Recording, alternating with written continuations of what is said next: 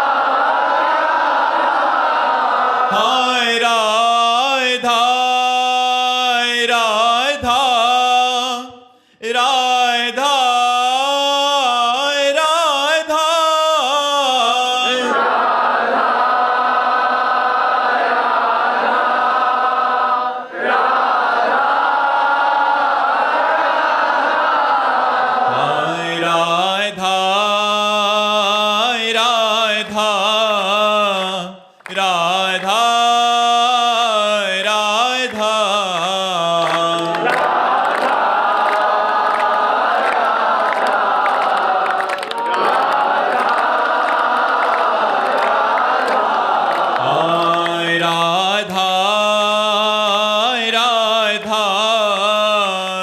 राधा राधा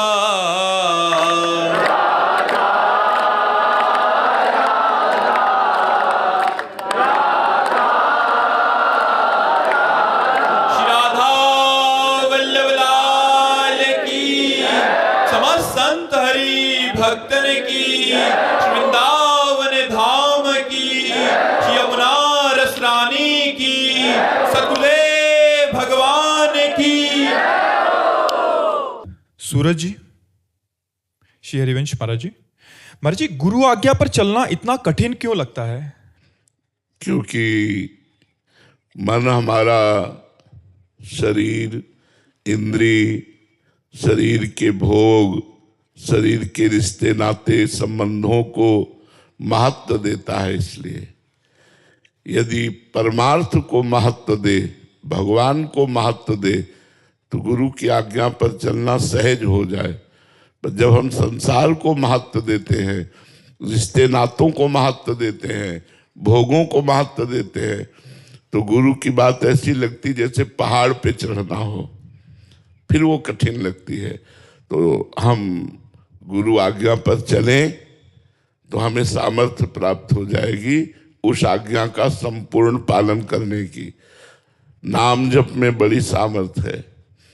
यदि आप नाम जप करें तो आपको गुरु आज्ञा पालन करने की सामर्थ्य प्राप्त हो जाएगी। नाम जप नहीं, भजन नहीं है, तो फिर बातों से आज्ञा का पालन तो होता नहीं है। नाम जप करो। संसार में राग होने के कारण गुरु आज्ञा का पालन करना, शास्त्र आज्ञा का पालन करना कठिन हो जाता है। जब सबकी ममता ताग बटोरी और ममपद मन ही बांध बर डोरी, तब आज्ञा का पालन स्वाभाविक होने लगता है। ऐसी कौन सी आज्ञा है जो गुरु आज्ञा कठिन हो, हमें बताओ। हम गंदे भोगों को भोगते हैं, नहीं भोगना है, ये बात कठिन लगती है। हम संसार का चिंतन करते हैं, भगवान का चिंतन करना है, संसार का चिंतन नहीं करना, ये बात कठिन लगती है।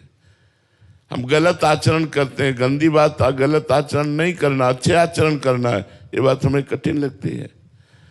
हमारा आवागमन जनित दुख मिट जाए, ऐसा भजन करके भगवान को प्राप्त करना है, ये हमें बात कठिन लगती है। कौन सी ऐसी बात है जो गुरु की मृत बात हो? अमृत बात है गुरु की। हम मृत में फंसे हैं तो अमृत हमें बहुत कठिन और कड़वा लगता है।